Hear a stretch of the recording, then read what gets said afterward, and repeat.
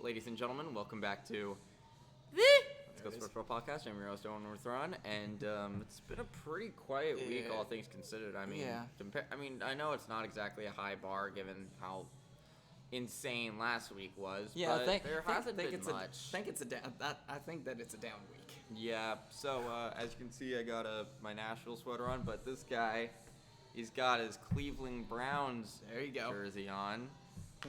So wait, what's the 1946? What's all that? That was when they were. That was their first season. And the original Browns. Yep. Yeah. Yes. Before they moved to Baltimore. This was their first season, and it was for their 75 years. Okay, that's kind of cool. Oh yeah. So that was, as we've said before, we're happy that football is kind of back. Yeah, because we still got a couple of weeks until then. But yeah. Actually, less than a week now, I guess. But I want it now. Less than 2 weeks, so. But yeah, so let's start off with the NBA. There really hasn't been much going on in there. I mean, so to run up the bat, Chris Boucher has signed a 1-year deal with the Boston Celtics with a $3.3 million deal. Which, with that signing, every Raptors player that was from the 2019 championship is no longer on Toronto's roster. Yep. He is the final one that was on the 2019 roster. He is now gone. So, yeah. Good job, guys. How about that? Now this is basically a complete and total rebuild for them this year, and we'll see how it goes.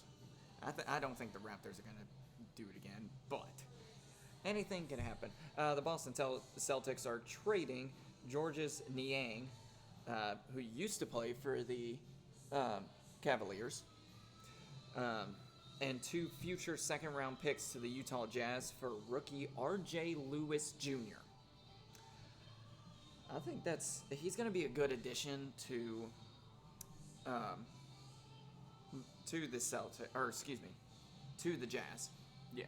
He was a great player when he was in Cleveland, and I still think he's a good player to this day, even though you did leave Cleveland. Yeah, I'm still gonna have to I kind of want to watch some of his film because I haven't seen much of his play, but I have heard he's good, so I'll have to check that out. So Stephen A. Smith, he of many words, interesting sports. Some people say he's controversial, but I like some of his stuff that he does. I still remember seeing that meme of him talking about Star Wars and being like, how can we say that's the Bulba's the GOAT when he gets beaten by a 9-year-old? I don't know. If you haven't seen that, go check it out. It's hilarious. But all that aside, so when referring to King LeBron James, he said, you come back to Cleveland, you bring the chip back to Cleveland. Cleveland? I don't know. Damn it! You threw me off. You bring the chip back to Cleveland. There you go. And you say goodbye. So essentially, he's saying, go back to Cleveland, win the NBA championship one last time, and then retire. With the players that Cleveland has now, if they can keep all of them, put him in there, that would be a really good 2016 run again. Yeah, but here's my opinion. It'd be cool, but at the same time, our core is already very loaded. Yeah. The Cavs already have a very loaded core, and we probably would have to. I don't know why I'm saying we. I'm not part of the damn team. Damn it. But the Cavs would probably have to give up significant pieces to bring in LeBron James. Just give him cash and a bunch of picks. Yeah, but I mean, do we really want to? But do we need him? That's the question. Do the Cavs really need LeBron? That's where his career started, and where I think his career should end. But that's just my opinion.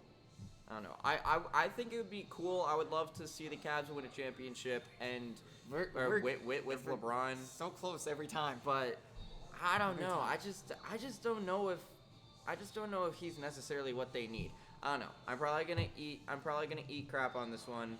Maybe he'll prove me wrong and come back, and then they win, and then I'm gonna have to take some kind of punishment for it. But I don't know. At the end of the day, that's just me. So the NBA has released their opening day and their Christmas Day matchups for next season. Starting on October 21st on NBC, the Houston Rockets are going to be at the defending champions OKC Thunder. And then Golden State is going to be at Los Angeles Lakers. That's going to be a fun one, I think. And to start it off, who knows? But Christmas Day on ABC and ESPN, it will be the Minnesota Timberwolves at Denver Nuggets. Should be a good matchup. Yeah. Dallas Mavericks at the Golden State Warriors. Houston Rockets at the Los Angeles Lakers. San Antonio Spurs at OKC. And Cleveland Cavaliers at New York. That's going to be a good game. That's going to be a good game. It's a rematch from, I believe it's last year of the championship, because we didn't play New York this year. I think it was last year of the run and everything. So, a little bit of a rematch. Cleveland's coming back stronger and harder than ever. Yeah, I mean, we were both pretty bummed that we ended up losing Ty Jerome and did we trade Ty Jerome or no he got signed by somebody and then we traded somebody else. I forgot his name. We had two players that we got rid of, and unfortunately. Oh, what was his name? I know it's not Merrill. No, it was Merrill. No, Merrill was not. I can't remember. I'll have to go back and think. But yeah, we lost a guy and then we got Lonzo Ball. But I mean, I'm hoping for good stuff from him. I'm hoping Lonzo. He could mesh well with our core. Yep. So, final one that I've got is Charlotte Hornets assistant Chris Gent is finalizing a deal to become the associate head coach of the New York Knicks under Mike Brown. Oh, that'll be fun. That could be an interesting move for the Knicks. Yeah, we'll see how everything goes. So, moving on to the MLB. First and foremost, the Seattle Mariners did something right for once. So, I guess they did two things right. Hell has frozen over. They did two things right in this ceremony. Hell has frozen over. So, most importantly, they officially retired the great Ichiro's number 51. The great 51. I mean, Ichiro, man, what a beast. He was a monster in Seattle. He did such a great job with the Mariners. I mean, you couldn't get better than him at the time. Yeah, no. One of the all-time greats. Yeah, no doubt. And the one other thing that they did, I saw this earlier. They left an empty seat for the one person who didn't vote for him or who said no for his Hall of Fame vote. Good job. I think I saw that too. That's like amazing. That. I'm glad they did that.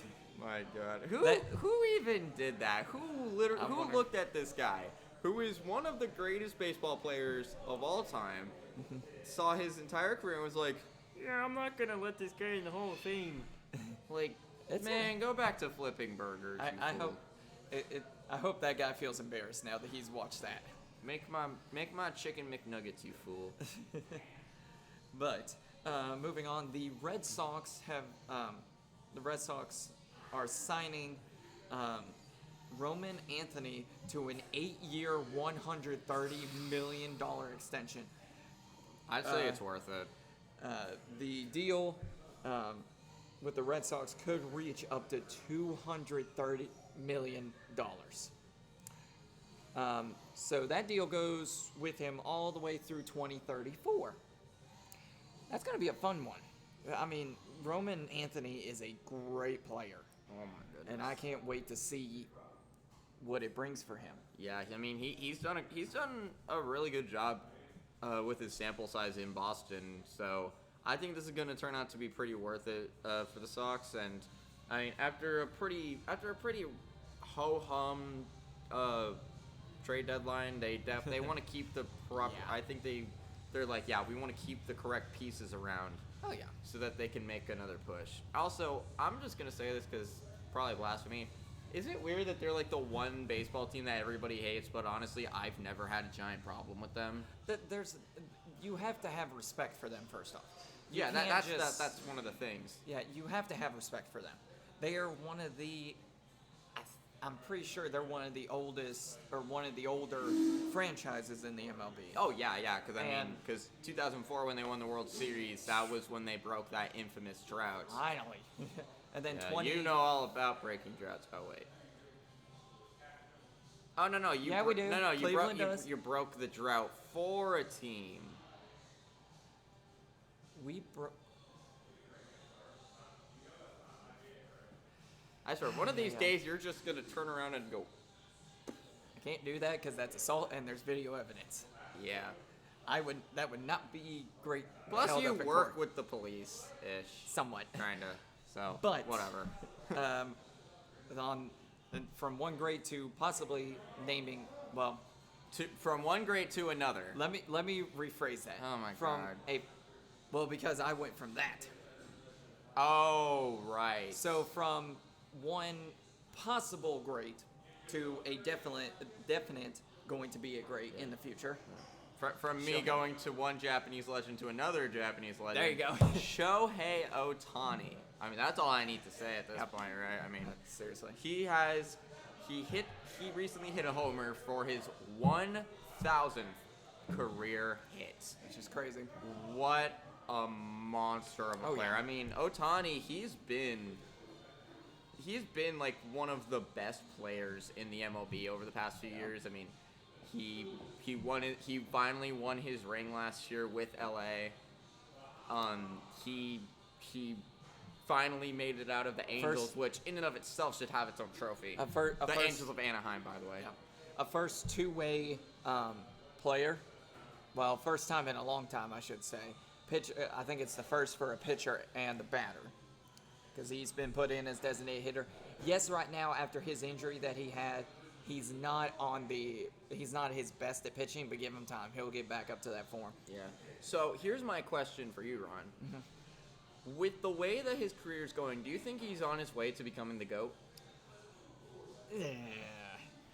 That one, I probably will have to say, like, he is definitely going to get there. He is definitely going to be, if not the GOAT, he will be one of them. Because you never know, anybody can be really great. I mean, who would you consider the GOAT? There's too many to answer. I would say, well, not too many to answer. It's hard to choose because there's so many players out there that were really great. And I can't choose just one, because I could technically go back and say, even though he never won and technically it was a scandal, you have Pete Rose. He did very well. Or like Barry Bonds. You got Barry Bonds. You got McGuire. The great Bambino. You can't forget him. Big Papi. I mean, Big Papi did play position, and a lot of people would say he's the greatest designated hitter of all time, but he did play first base for a while there. Before he became the designated hitter. So you have some people that you could argue with that. Yeah. So Ken Griffey Jr. I have a few of his. Maybe senior. I don't know how well he played. I don't know. So at the end of the day, I think it's possible that we could see Shohei like become probably the great, but who knows? We'll have to see. He'll definitely be the great as far as like pitchers and batters, because he's the first two-way player that as far as I'm concerned, watching. But yeah. So what do you got? I got a retirement after 12 major league seasons. Alex Wood has finally, well, I wouldn't say finally like it's a bad thing, but he has retired. He has played for the Atlanta Braves, the Los Angeles Dodgers, the crappy team Cincinnati Reds. It's his team. San Francisco Giants and Oakland A's, Las Vegas Rays. Rays? Oakland A's, probably at the time the Oakland A's. Did the Rays move? I would love to see that.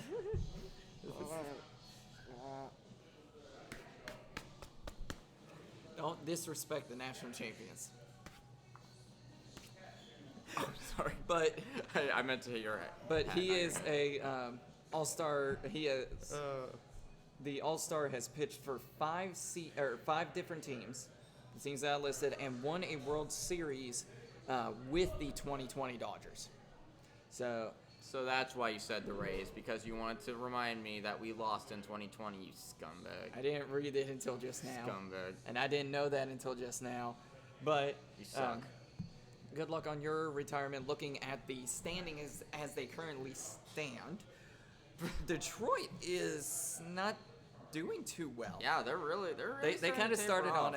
They started going down, and of course, And your team is winning. Detroit is 67 and 51 at the top of the AL Central. Cleveland Indians are right behind them by 5 games, 61 and 55. Kansas City Royals 59 and 58, 8.5 games behind. Minnesota Twins are 55 and 61, 11 games behind. And the Chicago White Sox, we don't have to do that anymore because there's one team that is worse than them. Yeah, but they still suck. The Chicago White Sox are in last place in the AL Central, 42 and 75, 24 and a half games behind. Moving on to the AL East. So it's funny because the Yankees are the team that's falling off here. Yeah, so, they kind of after the Aaron Judge injury, what can you expect? So starting from the bottom, of course, the Baltimore Orioles with a 53-64 record. Then your Tampa Bay Rays are 57 and 61. 11 games behind first. At least we're getting a new owner. The New York Yankees are 62 and 55, so they're really starting to fall off here. I mean, you love to see it. Then the Red Sox are 65 and 53. I'd say they can make a run to make it into the wild card and not take the East. But then there is the team on top, the Toronto Blue Jays, 68 and 50. Who you talked trash about a month or two ago, and look what happened. Because I have to eat crap on this, I swear. Every time going on to the final division in the AL West, Houston Astros lead it 65 and 52. Just a half a game behind them, Seattle Mariners are 65 and 53. Texas Rangers are 60 and 58, 5.5 games behind first. Los Angeles Angels Of Anaheim. are 56 and 61, 9 games behind. And the Athletics are 52 and 67, 14 games behind. Whenever I'm saying games behind, it's games behind first place in the division. So in the National League East, the NL East, the Philadelphia Phillies are currently on top with a 67-49 record. Right behind them are the New York Mets, who are 63 and 54. Then the Miami Marlins. Okay, wow. Are 57 and 60. Wow, okay. Yep, they're getting making a close to comeback. 500. What timeline is this? Yep. And then the Atlanta Braves are 50 and 67. The winners of the Speedway Classic. Oh yeah, I forgot about that. And then the Washington Nationals are 46 and 70. They ain't doing too well. They suck. They ain't doing too well. In the NL East, Milwaukee leads at 72 to 44. You mean NL Central? Central, yep. In the NL Central, Milwaukee Brewers lead 72 and 44. The Chicago Cubs It's the team. Are right behind them, 67 and 49, 5 games behind. Cincinnati Reds are 61 and 57, 12 games behind. St. Louis Cardinals are 59 and 59, half, with 14 games behind. And Pittsburgh Pirates are 51 and 67, 22 games behind. Pittsburgh, you got arguably one of the great pitchers right now, and they suck. You're doing this. Yep. This is how you repay him. I wouldn't be surprised if Skeens wants out of Pittsburgh. Yeah, I mean, this is Pittsburgh sports, man. They kind of suck. They don't know what to do. Anyway, so last division in the NL West, the Los Angeles Dodgers are no surprise in first place with a 68-49 record. Excuse me for a moment. Excuse me. Then the San Diego Padres are 65 and 52, right behind them in second. Then the San Francisco Giants. Did I say San Francisco Padres, or did I say San Diego Padres? It's San Diego Padres. I think I said San Francisco Padres. The San Diego Padres are second. Sorry. Then the San Francisco Giants are 59 and 58. The Arizona Diamondbacks are 56 and 61, and of course in last place, the Rockies are 30 and 86 because they suck. Not surprising, but as we look at the wild card, how it stands is the top teams of each division get an automatic bid, and then you've got the wild card teams that go in behind them. So AL, all the leaders, Toronto from the East in the American League, Detroit in the Central, and Houston in the West. The wild card, as it stands right now, the top 5 are Boston, Seattle, New York, Cleveland, and Texas Rangers. That is how the AL stands. In the National League right now, the leaders are Milwaukee Brewers in the Central, Dodgers in the West, and Philadelphia in the East. As the wild card stands, the top 5 are the Chicago Cubs, San Diego Padres, New York Mets, Cincinnati Reds, and the San Francisco Giants, who are about a half game behind Cincinnati, and Cincinnati needs 2.5 games to catch up to get in the wild card. The wild card takes the top 3, so that's going to be fun. Cleveland is just a half game behind in the American League. And don't even look at the Rays. That's going to be... How far down are you guys? You are in the wrong division, league, my friend. There we go. Yeah, you're 5.5 games. Yeah, we're behind KC, so kill me. It's gonna be a fun one. If Cleveland knocks out New York, you don't understand how happy I'll be. It'll be the first time in years that I've watched the playoff or the World Series without the Yankees in there. Come on, Cleveland. The Yankees weren't in it in 2024. I mean 2023. They haven't been in the World Series for a while, but you just aren't. Are we watching the same sport? That's the question. I'm trying. I watch it. I meant 2023, not 2024, because I get the years mixed up because it's all right. So, moving on to the NHL, there's been a bit of stuff going on. Yeah, there's a little bit of stuff. He's starting got more off, stuff than me. The first overall pick in the 2025 NHL draft. NFL I tried to say entry draft and then NHL draft. I don't know. In the NHL draft, Matthew Schaefer, who was selected by the New York Islanders, has been signed to a 3-year entry-level deal. Schaefer at 17 had 7 goals, 22 points through 17 games. Played with the Erie Otters of the OHL last season. This officially rules out the possibility of Schaefer playing in the NCAA. It's either OHL, NHL, or Europe for him. So I'm really excited to see what Schaefer brings to the Islanders because their defense was pretty god awful last year, and yeah, I'm excited to see what he brings to the table. But I'll do my little story last. I'll let you cover yours because mine has to do with the upcoming season. Okay. So continuing onward, there was also a recent retirement in Kyle Clifford. Oh man, did he seriously retire? Yeah. Kyle Clifford has retired from professional hockey at the age of 34. The second-round pick had played 753 career NHL games from 2010 to 2023 with the Los Angeles Kings, the Toronto Maple Leafs, and the St. Louis Blues, and he won 2 Stanley Cups with 2012 and 2014. Both of those were with the Los Angeles Kings. Jinx you, Minnesota. Jinx you, haha.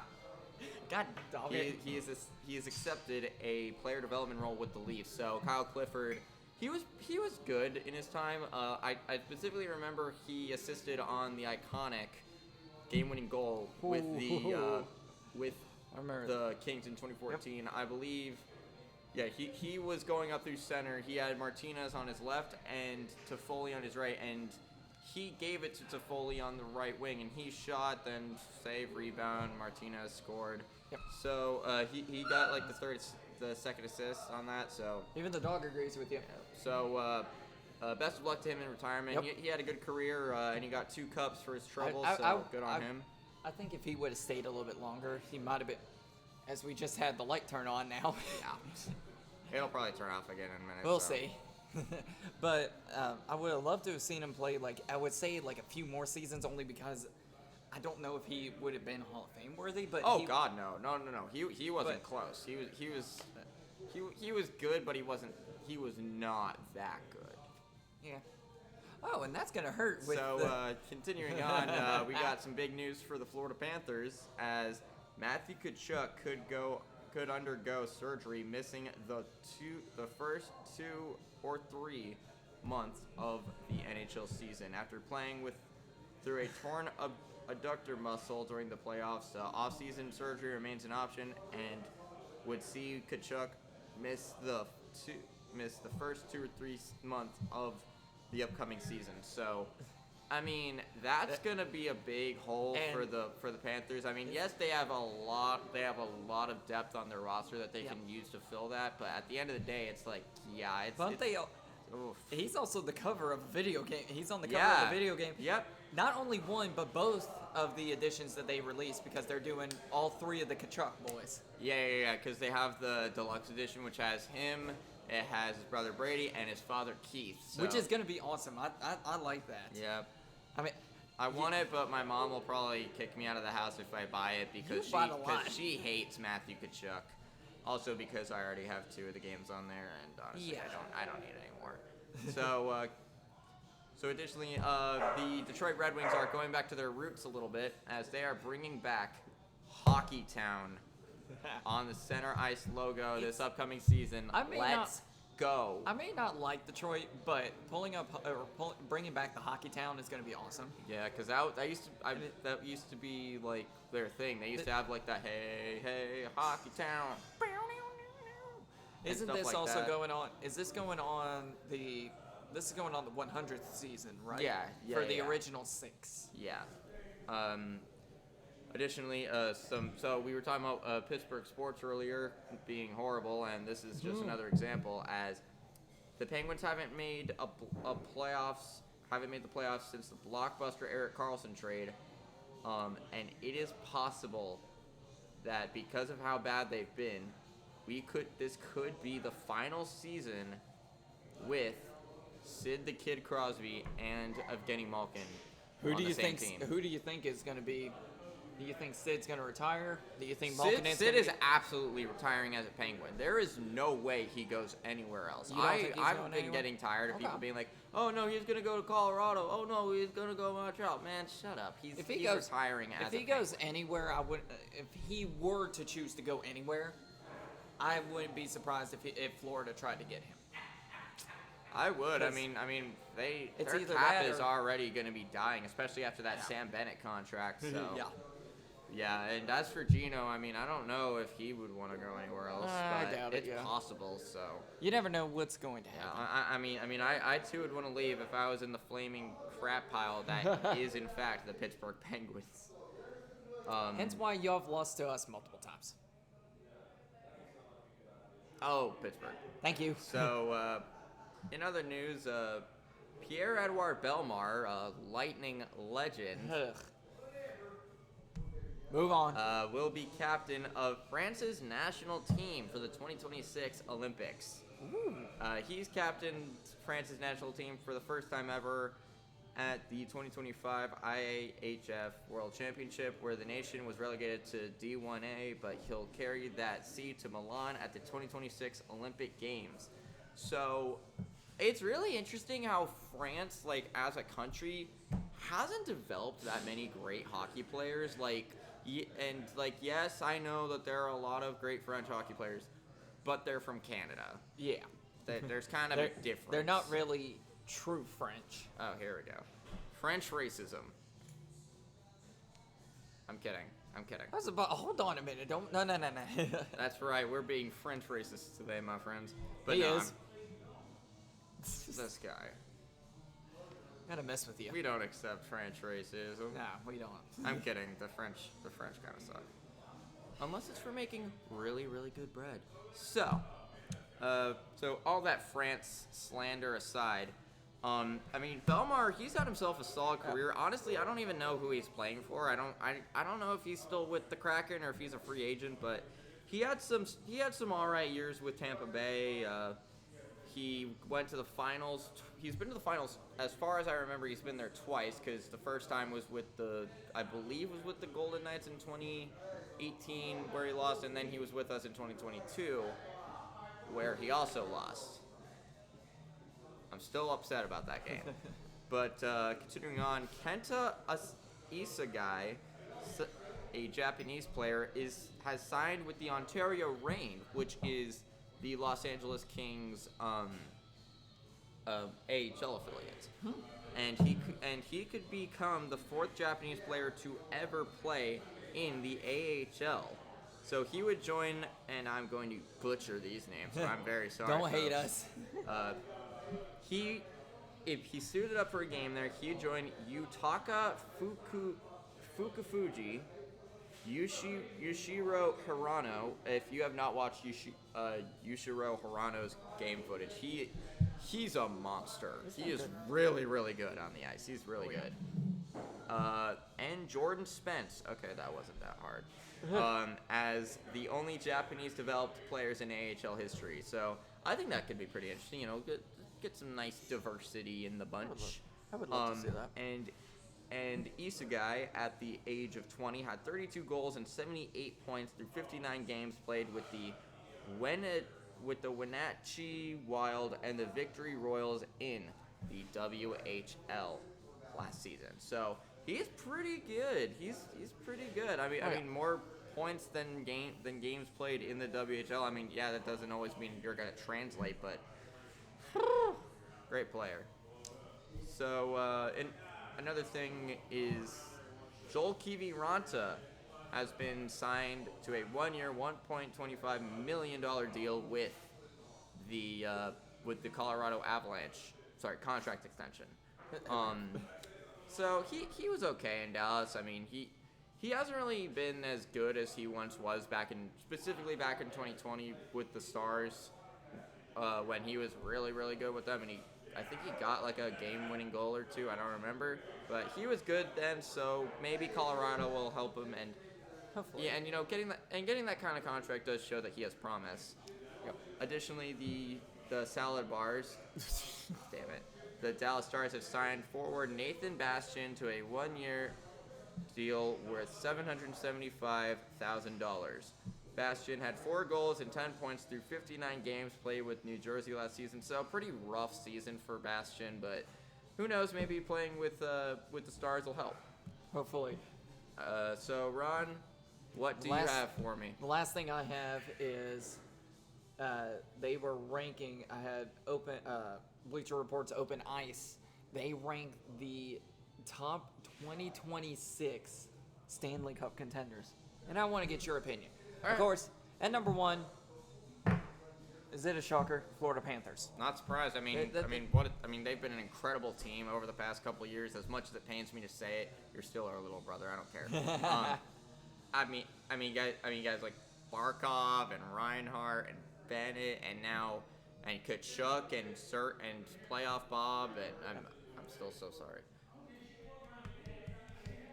So yeah, guys like Playoff Bob, and I mean their defense, and guys like Ekblad and all of them. I mean, their team's been amazing, and so it's possible we could see them make another run. Oh, yeah. I pray that we don't, but you know what? Yeah. It's the NHL. It doesn't give a damn about your opinions. Nope. Ooh. And second is the Dallas Stars. I mean, that's an interesting pick. I mean, they've been getting in their own way a lot recently, but I mean, I guess it isn't without like merit, because I mean they've been really, really good over the past few years, and I mean guys like Robertson and Heiskanen have been good. Jamie Benn is still a pest, but he's still good. Yeah. What is he never a pest? I don't know.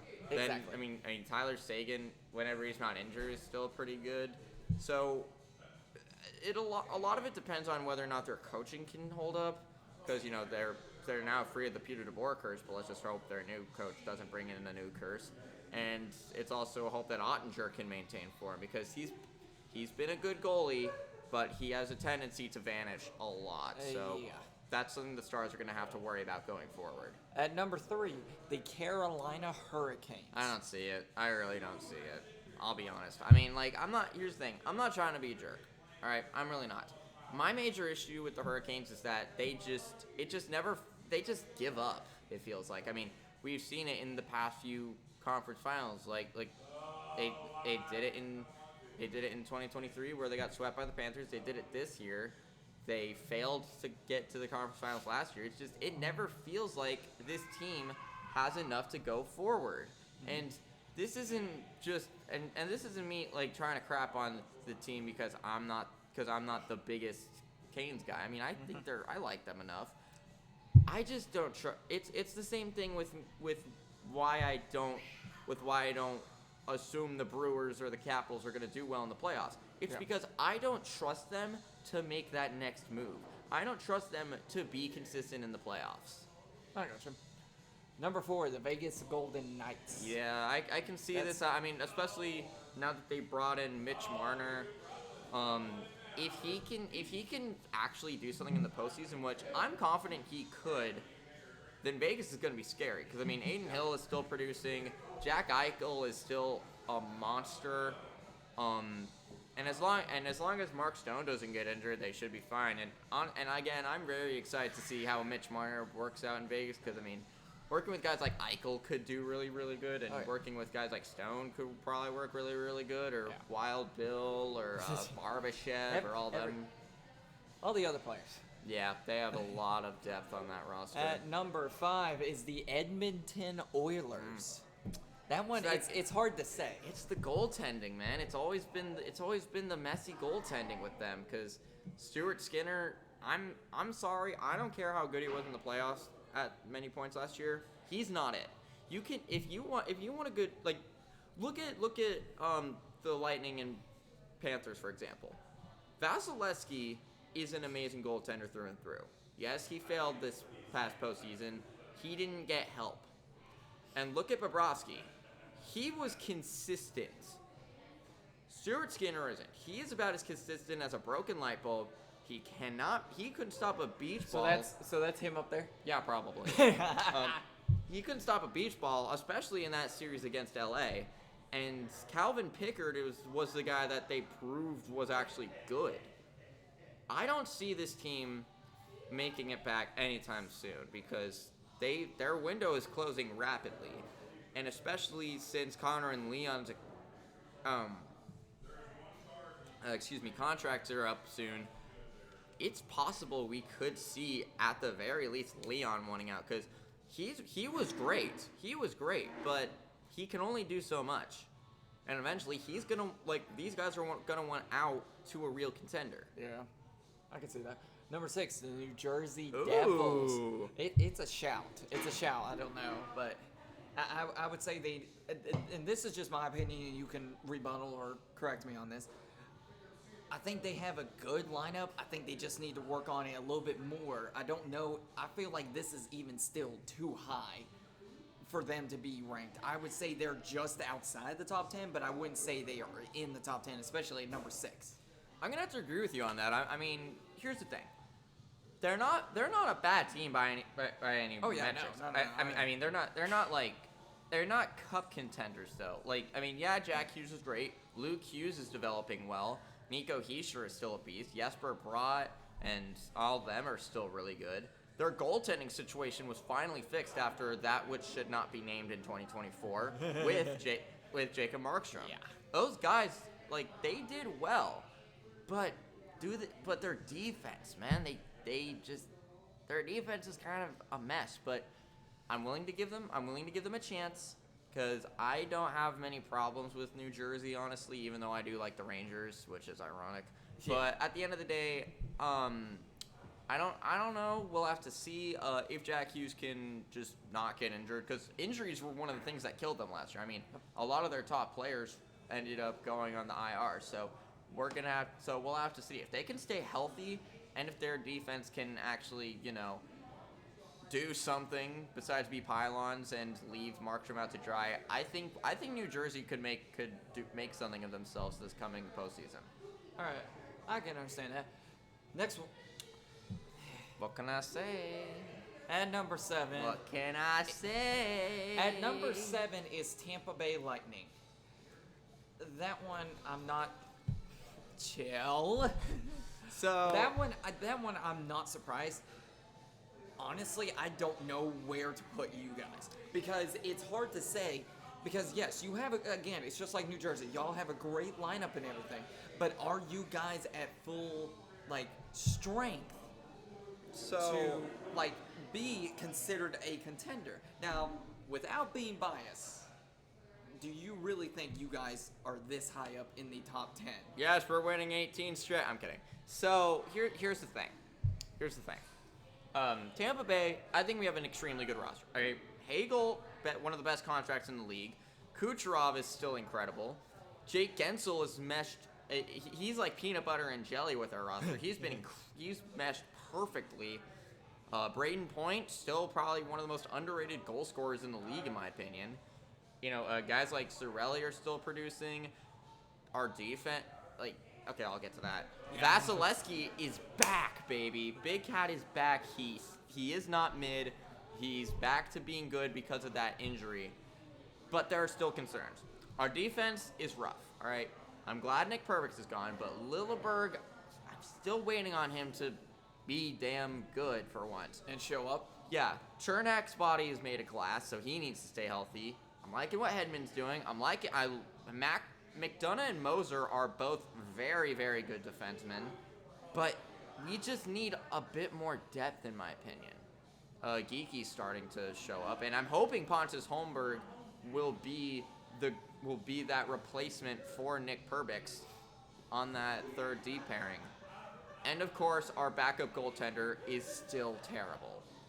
And that's the thing. It's like Jonas Johansson, he's done good at times, but it feels like 9 times out of 10, he's just Swiss cheese. So, as much as it pains me to say, I don't know if we're cup contenders, but I just want us to win another damn round because at this point, it's just getting frustrating. We're getting down to the bottom 3. And if Kucherov can be consistent in the playoffs, because it feels like him getting the Art Ross is just a curse.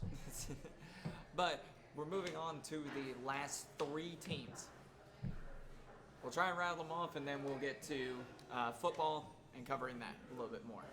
At number 8 is the Colorado Avalanche. This one kind of is not a surprise, but at the same time, again, I think they are too high on the list. I don't think they are top 10, but I could be wrong. What do you have to say? Bless you. Bless you. So, here's the thing. I understand why you say that, but at the same time, I feel like they have a lot of promise.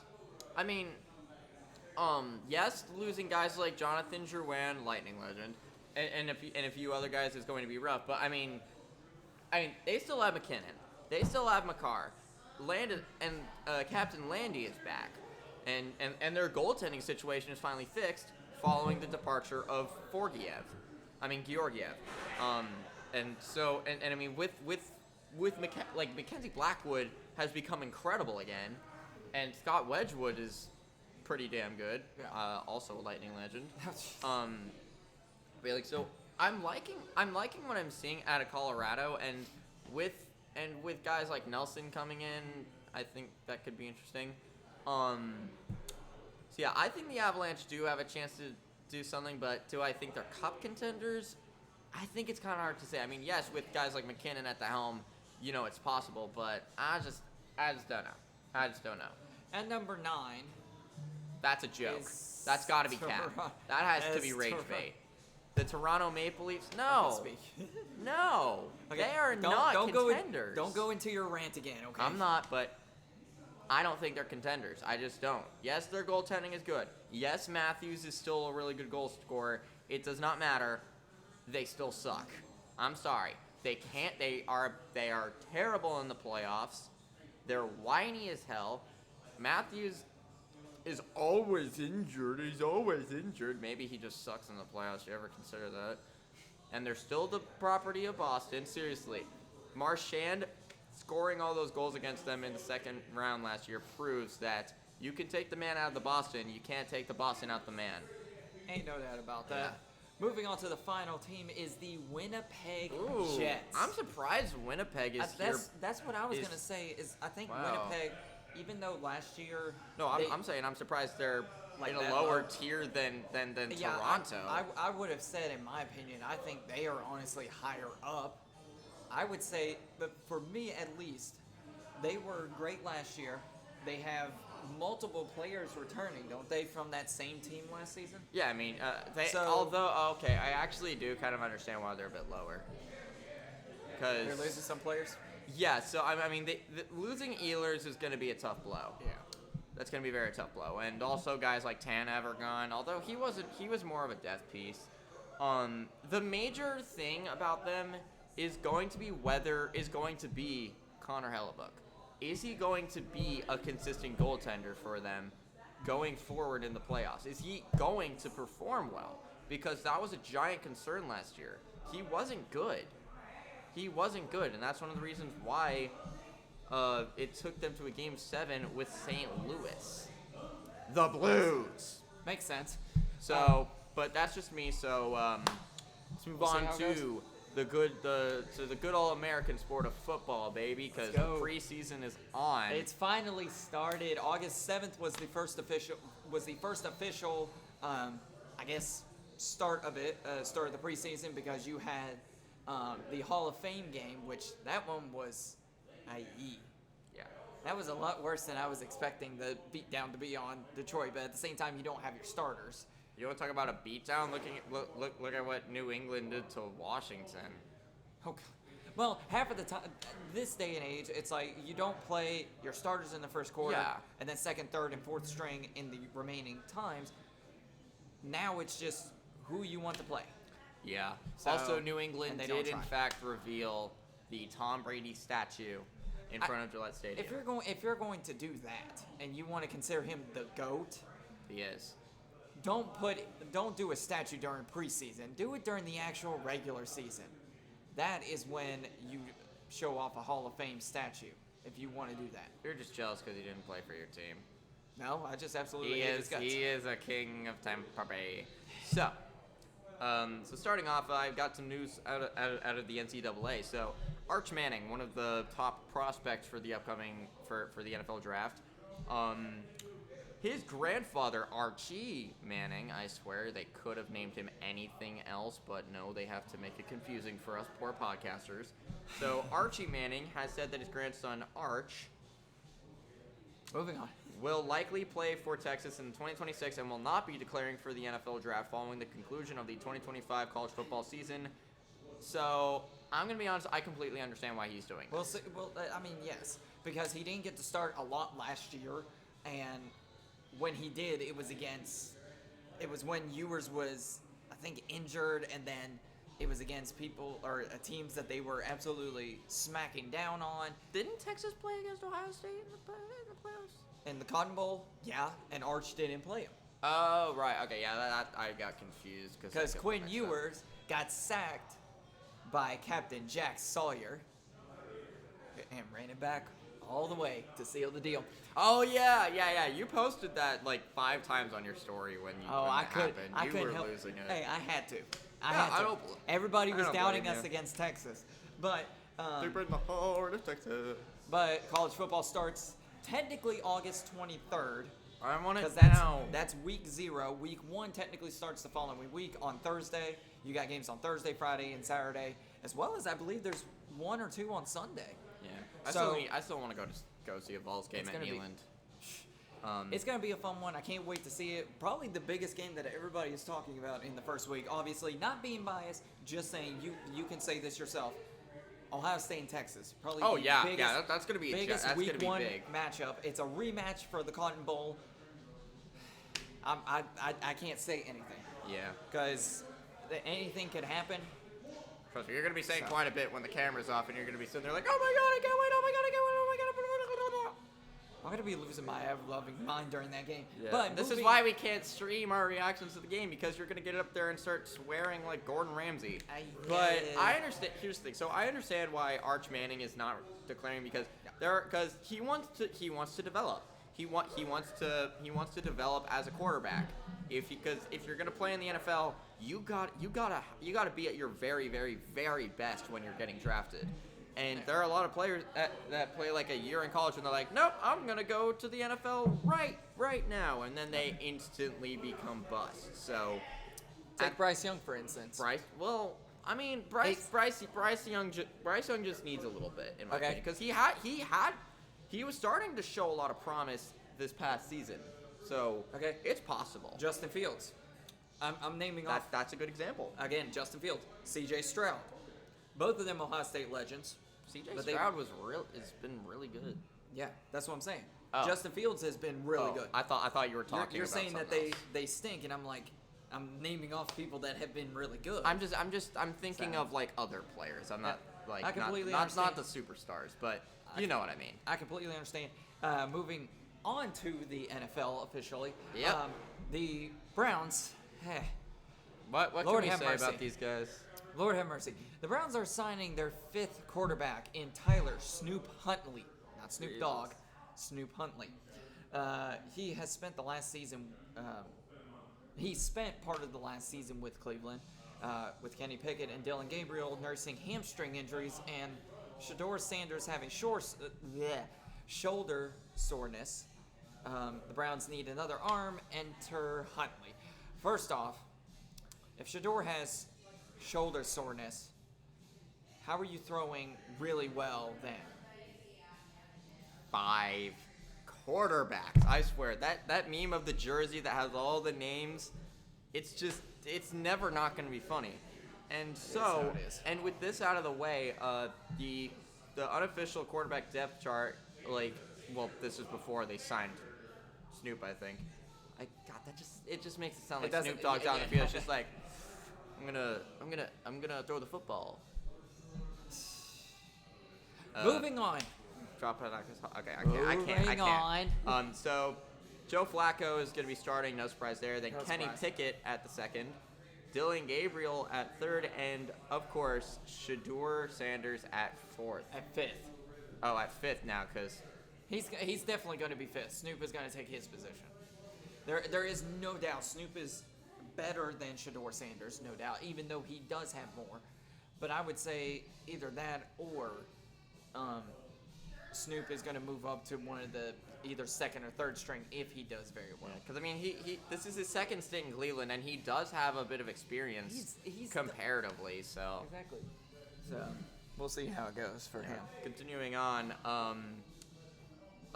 Texans defensive back C.J. Gardner-Johnson suffered a torn ACL during today's practice and is out for the season. Then this was 3 days ago, by the way, so about the 7th. So that's probably going to be a bit of a tough loss for the Texans. What do you?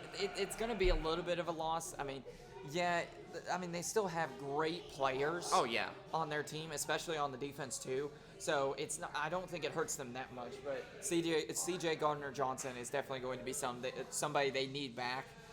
So this season may be a tough stint for them.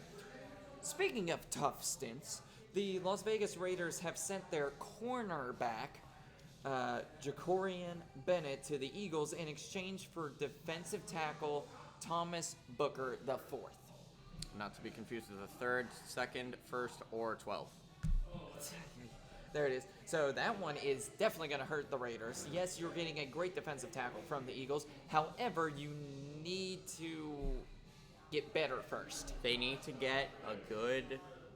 They need to get a proper pitcher, because otherwise, how are they going to get those goals that's going to make them NBA champions? You always wait right near the end. Yeah, go Sportsball. Ay. So, so another thing is that the Los Angeles Chargers, I almost said San Diego Chargers, are signing wide receiver Keenan Allen to a 1-year, $8.52 million deal.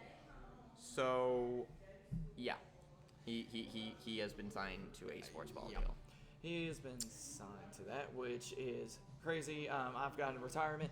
Four-time Pro Bowl linebacker Anthony Barr is retiring after 10 seasons. I believe he played all 10 seasons with the Vikings. I could be wrong. I know he had a stint with the Vikings. Yep. He played 9 seasons in Minnesota and one for how about them Cowboys? So I was right just a little bit. Yeah. A small amount. So another interesting thing that I recently saw is that Adrian Peterson, MVP running back, former MVP running back, has not officially retired from the league and has actually discussed wanting to come back.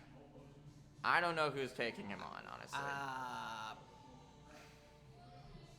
I'm just going to move on because I can't say. He's done an amazing season. Yes, he technically never retired, but if you've been out for quite a while, I would officially say that you're retired. Yeah. Rams running back Kyron Williams has reached an agreement on a 3-year, $33 million extension, including $23 million guaranteed. Williams accounted for 43% of the Rams' total touches last season, highest rate in the NFL per the ESPN research. He rushed for a career-high 1,299 yards and 14 touchdowns on 316 carries, while also adding 34 catches for 182 yards and 2 more scores in Sean McVay's offense. So it's good to see that he's staying on the Rams because the Rams definitely are going to need him in the future here. So, Yeah. So something really weird happened, and I'm not too sure why we did this. Why your Tampa Bay Buccaneers did this, but whatever. So Tampa Bay Buccaneers have signed quarterback Teddy Bridgewater, and why? I understand you're a little confused on that. I see why Teddy wants to come back and actually play, because technically he's still an active player. Just like how Adrian Peterson says he never retired, this is the same thing. Technically, he has been a free agent for years. He's never played with anybody, so that's why he went to high school football. Then you had the scandal with the high school football, and now he's back here. What scandal? I can't remember specifically what happened. It happened something between the school and him and something like that. I can't remember, but hopefully nothing bad, because I do not want a bad rep coming to my team. No, it's not that bad. I can't remember. I will have to do a little bit of research into it, but I'm pretty sure it's not a bad one. I could be wrong, but yeah. So according to Buccaneers GM Jason Light, or I always forget how to say his name, some guy named Jason. I'm sorry, Bucs fans. I promise I'll do better. He said that Teddy Bridgewater will be a big help to Baker Mayfield in the quarterback room. While Kyle Trask is entering his 5th season with the Bucs, he's attempted 11 passes, and following a positive physical, he is expected to be listed as the second quarterback in the depth chart. So, I'm curious to see how he does. Cause I mean, obviously Baker Mayfield's our guy. Obviously, he's going to be starting because he's been a fantastic player for the Bucs. So, I don't know what to expect out of Bridgewater, but you know Mecca what? Ibuka has done great for y'all. Oh my God, yeah. In that preseason, even though he doesn't really need to be showing out, he has been. Yeah, I mean, hey, with a near perfectionist like him, you will not miss. I mean, you know. Let's go. See, hey, look at that. I said something nice about Ohio State. For once. Yeah. I think I need to talk crap about them more just to cancel out. Speaking of suspensions, like I was mentioning with Teddy Bridgewater, the Vikings wide receiver Jordan Addison has been suspended for the first 3 games of the 2025 regular season, so he can technically still play in the preseason. He just can't play in the regular season for violating the league's substances of abuse policy. So, yeah, he was tested positive for something. He will now miss games at Chicago versus the Falcons and versus the Bengals. Ugh.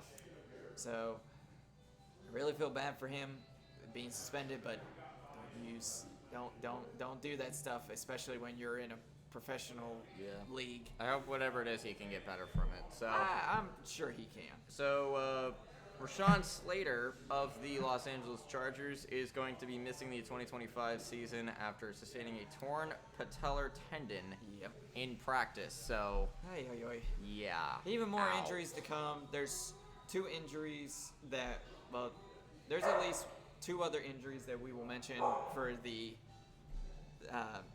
3 actually, now that I think about it, for some of the preseason games that have happened. Right now we'll get through the signings. First signing another signing that I have is the Titans have signed safety Quandre Diggs, who played in 8 games for the Titans in 2024 before suffering a season-ending injury prior to joining the Titans. He played for the Lions and the Seahawks before that. So that's going to be a good one for him. Yeah. Also, so during the preseason, there was a game between the Tampa Bay Buccaneers and the Tennessee Titans where the Bucs beat the stuffing out of the out of the Titans. But before the game happened, the bull crap already started because there was. So during the Bucks and Titans joint practice, there was apparently a big old fight that happened, and I like people doing the joint practices, but at the same time, you're gonna meet them in the season at some point. yeah. So apparently there's a giant fight, and everybody's getting into it, and Baker Mayfield got into the middle of the fight, and he said, and I quote, "It was fun." And also he said, "It's Okay. gonna happen, and our group's not gonna back down. You're going to shove people late in the back. We're not gonna back down. We're not gonna start it because we're not stupid, but we'll finish it." I was in the middle of it, and it was fun. Says the multiple penalties that y'all have gotten for doing the exact same thing when Tom Brady was there. So, just saying. Don't even start with players being weird. Don't even start. So the you NFL is apparently banning the use of smelling salts during games. guys. Really? Saying the products are proven to be safe, aren't proven to be safe, and also could mask signs of a concussion. According to a memo the league sent to teams on Tuesday, the ban comes as a result of FDA warnings that were issued in 2024. However, as far as I'm concerned, what it says is, I think it's the team, like the specifically, and I could have read it wrong, but there was an article that came out a little bit later on that said they are not banning the players from bringing their own and using them. It's mainly just the specific teams, the organization doing it. Like I said, if you want to look into that, feel free to. Other than that, that's the only one. I mean, I get it. Smelling salts are crazy. Like I remember I actually smelled one time, and it felt like somebody was taking like a machete and digging into my nose with it. It was that's an interesting feeling to say the least. It will wake you up if you need to. Yeah. Oh, we already talked about that. That's what I thought. So also during the preseason, some crazy stuff happened between the Steelers and during the game between the Steelers and Jaguars. Oh my gosh! As Cam Little's field goal would have if it wasn't the regular season, it would have broken the all-time record by 4 yards, as he got a 70-yard field goal. That is one of the That is. I think it should still count. Unfortunately, where it's the preseason, it does not count. It has to be during the regular season in order for the record to be broken. Which sucks. I would not be surprised if they put him in when it's 70 yards out and they ask him to kick it again. Yeah. I could see. Like I said, with some of the kickers nowadays, I remember when it was hard for college kickers to hit 50-yard field goals half the time, and now they're hitting 50 plus, and it's like, okay, what are we gonna do now? I mean, hey, players, they're only getting more skilled. They're only getting better at their craft. So who knows? Maybe we could see it coming from on the completely other side of the field. I'm kidding. That would be crazy. Moving on to a little bit of other stuff going on, we're gonna start with we're gonna unfortunately finish this off with a couple of injuries that have happened. One of them that I'm gonna cover, besides the other three that I have, one of the ones I'm gonna cover, it happened, I believe it was on Thursday, between the Ravens and I can't remember who they were playing. Oh God, don't bring it up. Unfortunately, one of the players received an injury. I wasn't able to find the story or see who specifically it was, but let's just say it was a gruesome injury. Broken leg. Very broken leg. Yeah, best recovery to him. As much as I don't like the Ravens, seriously, best of luck to you, to the player who was injured. Do not go and find that video, because if you do, you better hope you don't have a queasy stomach. Please to God, have a popcorn bowl or something next to you so that you can, in case you need to blow chunks. But some of the other ones that I have, one of the two Lions players were injured over the weekend. One of them I don't think was during the game, the game that specifically happened between the game. Ohio State and Michigan weren't even playing. Not yet. You will know when I am talking about the game. Yeah, because I'm gonna hear you halfway across damn town screaming, "No!" I We'll swear, see. one of these days I'm gonna watch that game with you, and I'm gonna go in wearing a Tom Brady Michigan jersey, and you're probably gonna hang me. I'm gonna throw you off. You're gonna hang me if I do that, But- and it'll be funny. But Lions placed cornerback Enes Rakestraw on season-ending. Have placed him on the injured reserve, season-ending injured reserve, I should say, due to a shoulder injury. That doesn't mean that he won't be back, but that's Yeah. gonna hurt the Lions at least a little bit, especially with this one here. This one, kind of tug at everybody's heartstrings. Horrifying scene. If it tells you anything. So the preseason game between the Lions and the Falcons ended up getting suspended after Maurice Norris was taken off in an ambulance because of an apparent head and neck injury. So it was during like a hit, and his Went a head little got too low. sent backwards really, really hard, and he was down there, and everybody was just all standing But around. as in the concern. update has said, he is up, he is awake, and he is in stable condition Oh, right thank now. God. But the thing is, I don't think he's been released from the hospital quite yet. So I hope he anything takes could- all the time he needs, because that he looked needs to. horrifying. I saw that exact same video through. I was like, because I remember you reacted to it when I had to talk to you about yeah, it. because And- I remember you called me like 9 you- o'clock at night. it was a little like sometime around that because I had gotten out of work early. Yeah, but if you haven't seen the video, it's not as bad as the one that I was talking about with the Ravens player, but it still is something that I wouldn't say it's hard to watch. It's just kind of scary. Final one that I'm going to be covering: Chiefs safety Dion Bush has tore his left Achilles tendons.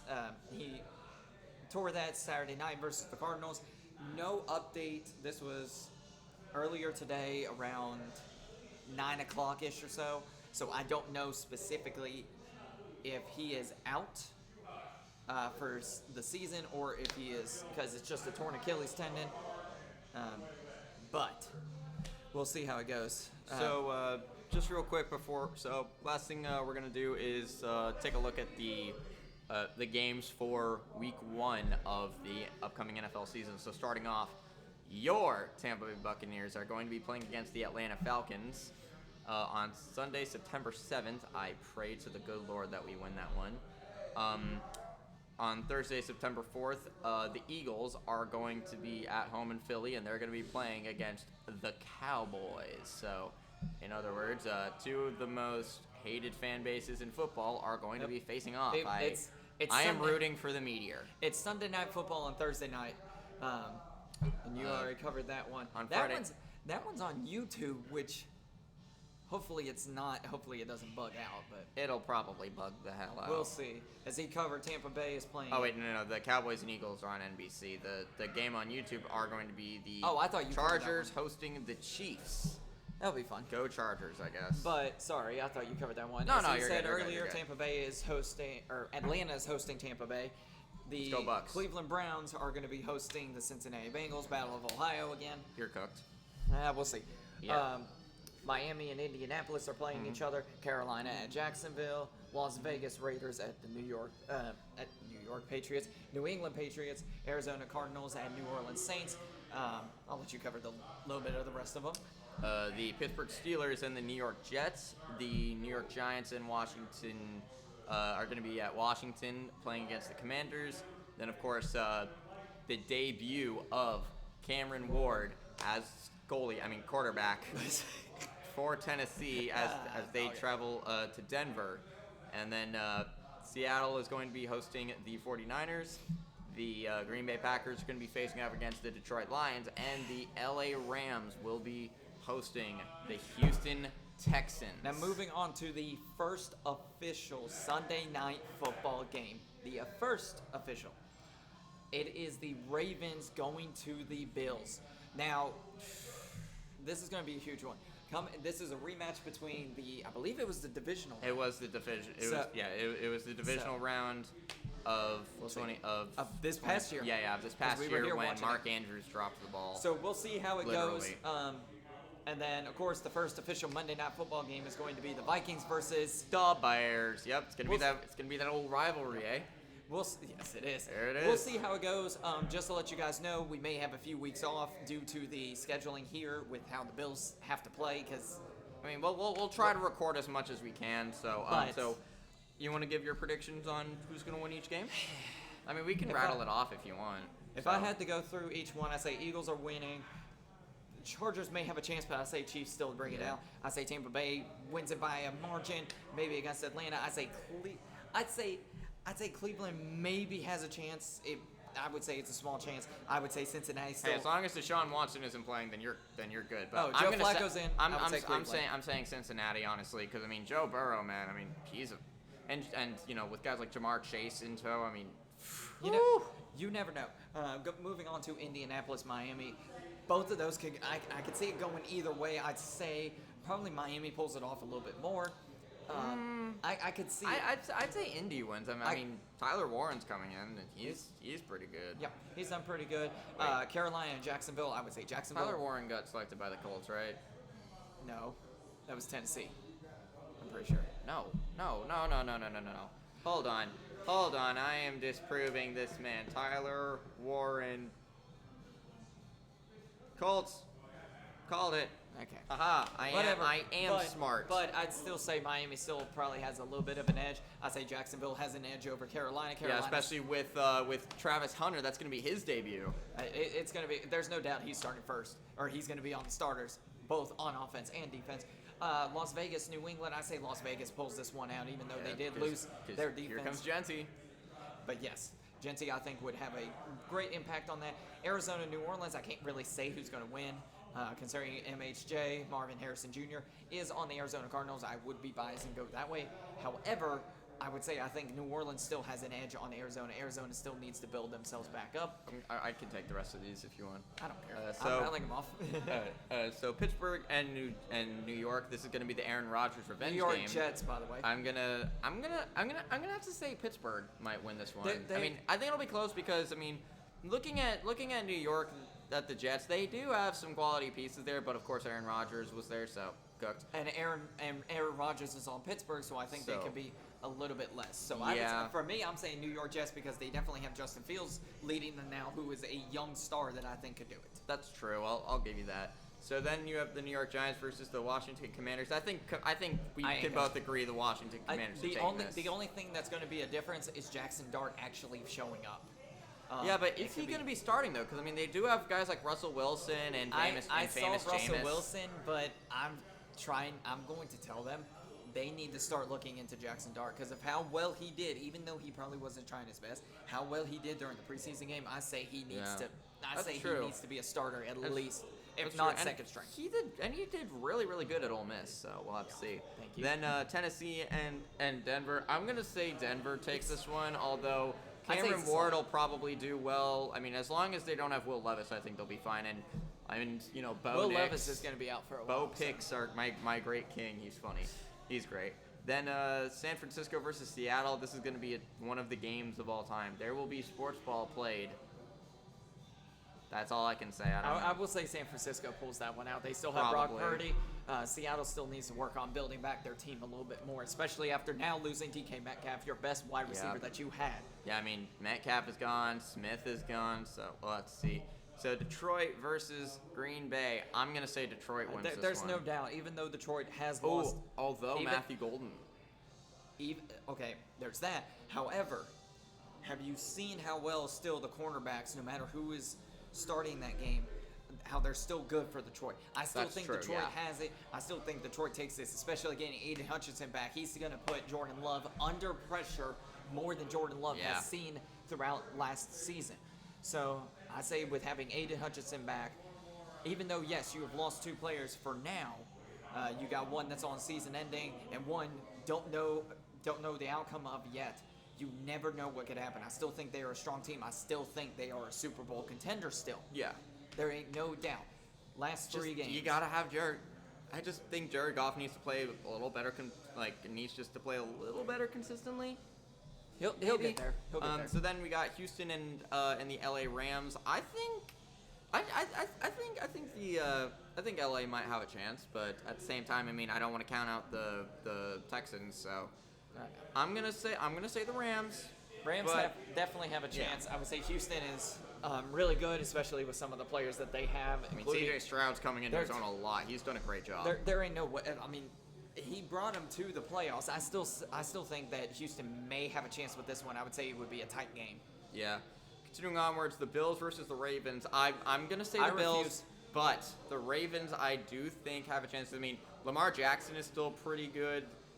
King Henry is still pretty good, and they did get a really, really, really good safety in Malachi Starks in the in the draft.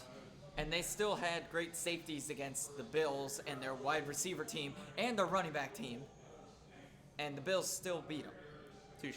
So I refuse to root for the Ravens. So go Bills. Yeah. So the last one is Vikings versus Chicago.